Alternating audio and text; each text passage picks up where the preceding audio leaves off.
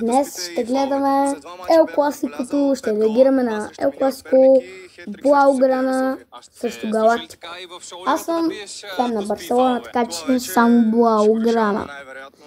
И ако успея това го кача на екрана на канала. Така, нека да превъртим направо към матч, защото това е доста велико. Ето почва. Футболни фенски бази в света. Феновете на Реал Мадрид срещу феновете на Барселона. Галактико срещу Блауграна. Начело естествено с капитаните Фифо И Рости. Приятели, пожелаваме ви приятно гледане на нещо, което се вижда в България абсолютно за първи път. Матчът ще започне с двама полеви играчи, а именно капитаните на терена, които ще се сборят за топката, която стои по средата на терена, именно на центъра, а за тях ще бъдат вратарите, които ще пазят врати. Само да отбележа, че това няма как да го направим за един епизод, така че ще продължим вероятно другото по време в друг епизод, така че... Пожелаваме ви едно приятно гледане и да се насладите на макс с шоу лигата. Филип Чолаков тръгва. Стига първи до топката.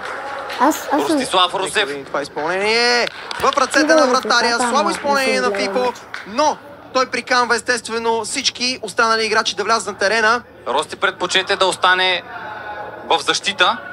О, какъв грешен пас тук на Рости, който... Няма рано! Обаче тук видяхме как Йоан Иванов, който дълги години е тренирал в школата на Валенсия в Испания, показа на какво ги учат в чужбина, именно на здрави влизания. Здраво влизане срещу един от организаторите на шоу-лигата. Тук да гледате. И сега първа опасна възможност за отбора на Блауграна. Филип Чолаков и Дилов застават за топката. Кой ще изпълни? Нека да видим, може да е нещо заучено.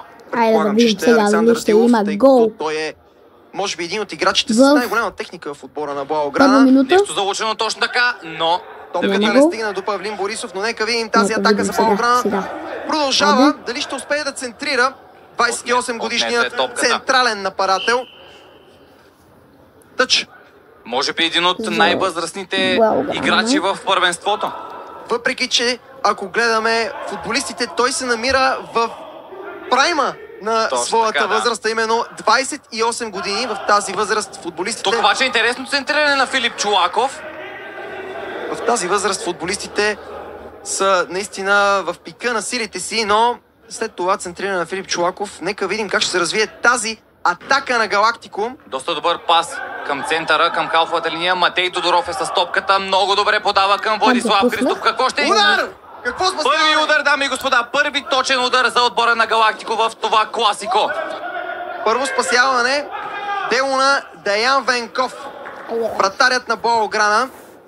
Какво можем да кажем след като виждаме тази намеса? Добре, гледах матча. Обаче е само подкаст там или каквото беше. Началото кой какво е. Знам кои са футболистите. Ама матча не съм го гледал. Самият матч не съм го гледал. Може би не е класическия ръст за вратар, но със сигурност е много пъргов, като котка е. Със сигурност играчите на Галактико ще имат доста проблеми срещу този вратар, защото е един от бързите и това всъщност ще му помогне много напред в първенството. За разлика от вратаря на Галактико Александър Христов, който е, мисля, че ръста му... О, обаче тук каква грешка!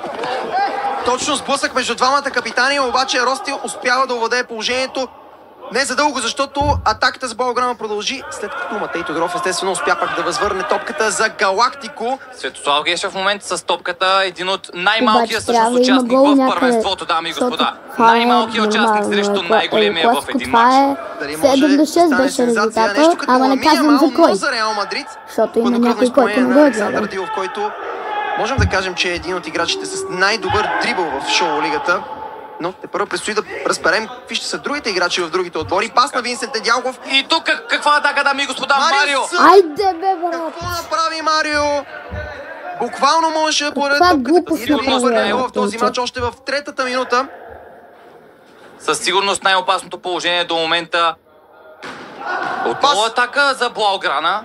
но може този да път отиде в краката на се Филип справя Чолаков. по-добре. И след това... Какво се случва в наказателното поле? На земята лежи Марио Събев, а зад него естествено Йоан Иванов, който принципно се слави с своите груби влизания. Ренде, така можем да опишем Йоан Иванов. И виждаме на повторение, че това е дуспа за Блауграна. Още не са минали 4 минути. И има дуспа. Интригата със сигурност ще бъде голяма, защото динамиката, която виждам в тези първи минути, Рости, е наистина огромна. Няма как, дори и в класикото в шоу лигата, няма как да се разминем без дуспа. Естествено. Айде да видим сега. Ако не го вкараш, За ще топката дойда застава естествено София Александър не знам, бе. Дилов. Той ще изпълни пребил. дуспа, която е класическа за шоу лигата, а именно от центъра.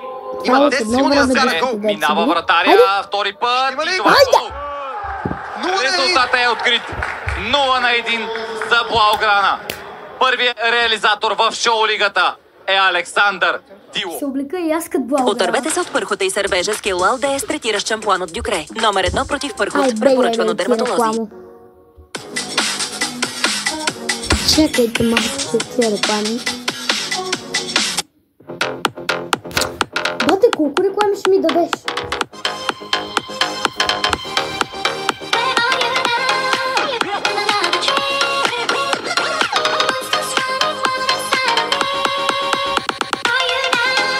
И аз съм като Блауграна.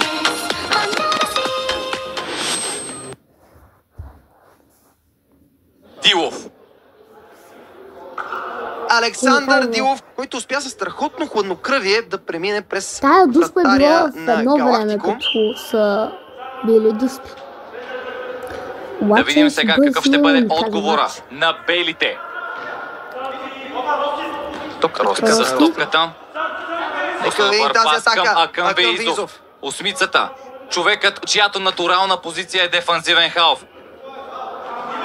Но в шоу лигата ще се подвизава в, може би, другата позиция, а именно офанзивен халф. Отнета топка в средата на терена. Матей Тодоров в сблъсък с Винсент Недялков. Тук много добре захожда по дясното крило. Какво центриране за Срамона и опит за беше странична добро ножица. обаче, бе. Опит за странична ножица. Чайте малко щата, иска много ме поцка, не мога с нея да съм.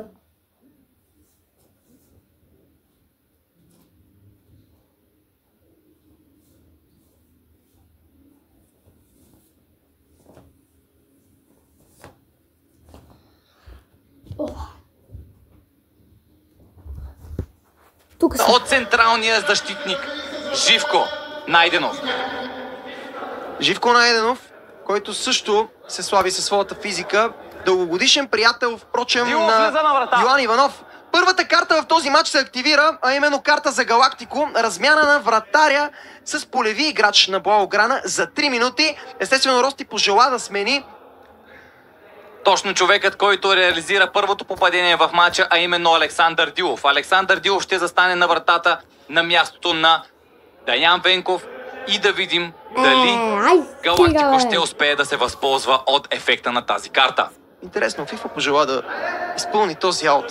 Странно защо не Александър Дилов, който вече е вратаря на Блауграна, поне за 3 минути. Ета топка, нека да видим първата атака след ефекта на картата. Браво. Без шпагати, без такива Доста добро шпагати. изчистване, впрочем, от вратаря на Блауграна. Дали това не беше шпагат? Без Само такива съдията може да прецени естествено, защото той е човека, който коли и беси в шоу лигата. Точно така. Или поне в мачовете на шоу лигата. Но да видим. Атака за Блауграна. Топката в краката на Събев.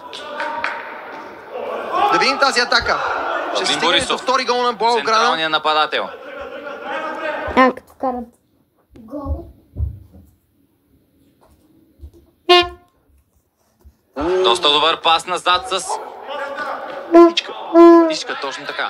Живко отново отнема. Доста Живко солидно пробива. представяне. И първа мрежичка, дами и господа. Първа мрежичка в класикото. Първа мрежичка в шоу лигата, точно така. Мрежичка, която може да донесе гол за Галактико. Дали с тази мрежичка и още някоя. Галактико ще успеят да изравнят резултата. Но наистина, ето това беше чист пример за една много хубава мрежичка. Много. Чиста. И след това видяхме и много добра намеса отново на вратаря, който в момента играе като полеви играч. Няма друг избор. Обаче Все пак вратаря- шоу лигата е Добре, и игра добре си на е така карти. да си Освен играе като... да видим. Значи, добре. Ще продължи ли атаката за Блауграна или тази преса, която виждаме? Тълпука преса на Галактико в средата на Блауграна. Удар! Какъв гол! Дами и господа, резултата е изравнен. Акън Веизов с първо попадение в шоу-лигата. И то какво? Колко стабилен, солиден удар на Акън, който наистина се слави с тези удари от дистанция, с тези плътни изпълнения, които най-вероятно те път. И стигаме до тук. Резултат 7 минути 1-1. Това беше от видеото. Надявам се да ви е харесало тази реакция. Се абонирате, да лайкнете, за да има още такива неща. И това не е края за тази поредица реакциите и Блауграна. Това не е края. Това е първи епизод. Ще си довършим матча в някой друг епизод. Естествено, благодаря ви, че бяхте с мен в този клип. Аз ви очаквам в следващия клип, където реагирам на нашето училище, странното училище, епизод 1 и епизод 2. Уникално се получи тази реакция. Уникално. А сега чао от мен и се виждаме в друг епизод.